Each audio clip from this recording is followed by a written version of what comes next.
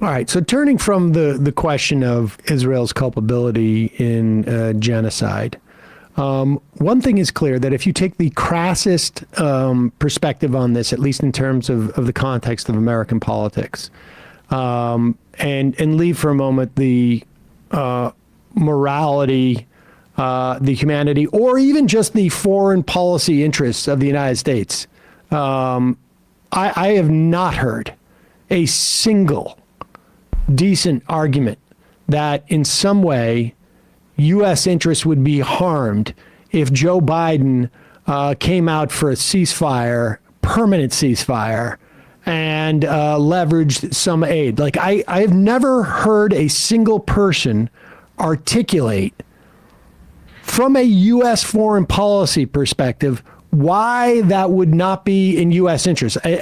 People will say, like, well, Israel's the only democracy in the region. Well, okay.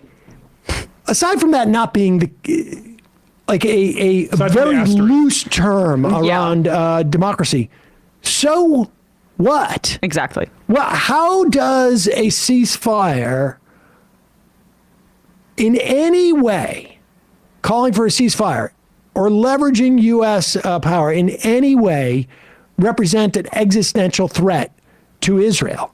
I mean, if it undermines the Israeli government, this is a government where at least 50% of the population was marching against because of their authoritarian attempts to destroy the judicial review. I mean, there's just no argument. I haven't heard it. If somebody has one, send it to me.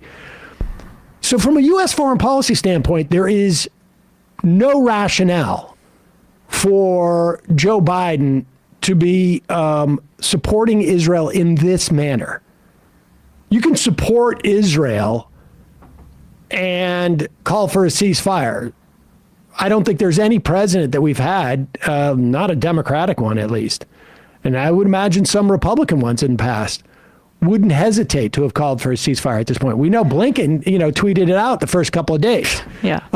And Biden is expanding this war because he has to respond to the inevitable responses from the rest of people in that region. But also, leaving that aside, from a purely crass political standpoint, Joe Biden is,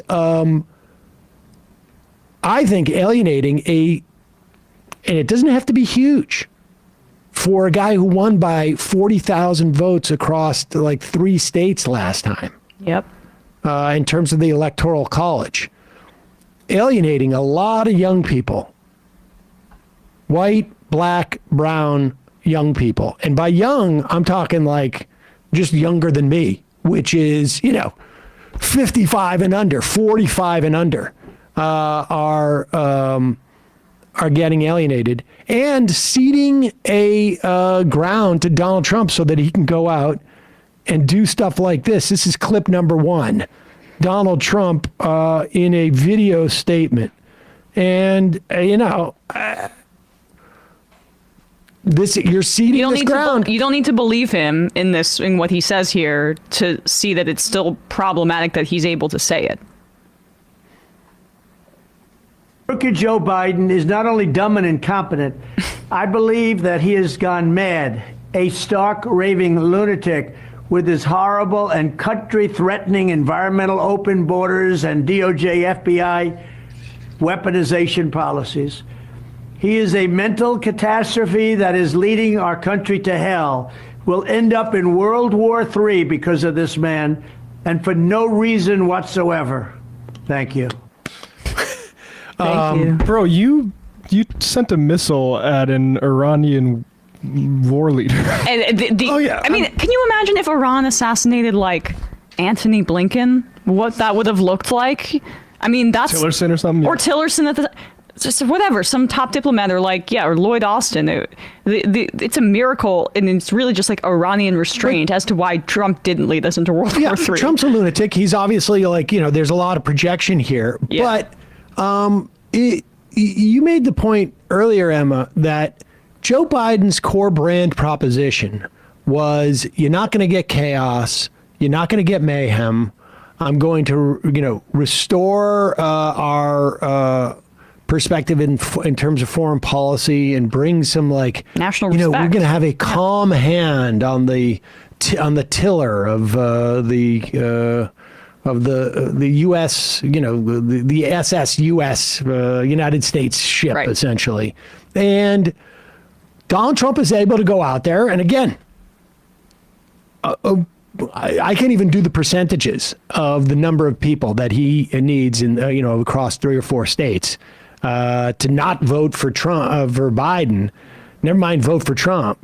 Not vote for Biden because Biden doesn't bring what he supposedly was supposed to bring, which is like calmness, sanity, and whatnot. I've had a lot of people who are, I know, and I tend to be a repository for people's freakouts in terms of both politics, and sort of, world news events, who I would characterize as like, resistance, type politics who are like, what's going on? The world seems like it's falling apart.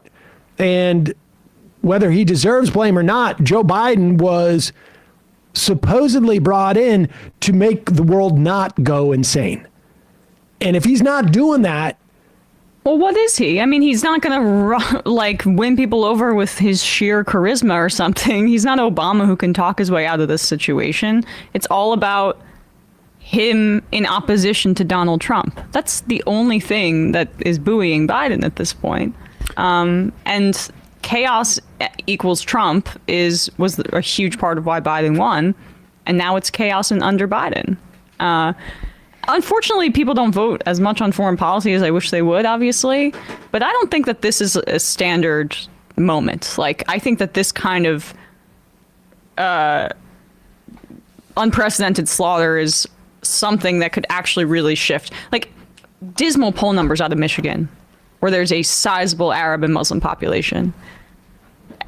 I don't think people have run those numbers that much, but that would not shock me whatsoever. You just need a few thousand, like some tens of thousands of people to stay home, and that goes to Trump. Yeah, I don't know if it's definite or I don't know if it's specific foreign policy. I think like that might have a limited reaction. But like, I mean, in my lifetime, I saw Obama beat Hillary in part because we all thought he was the pro or the anti-war candidate, or relatively speaking.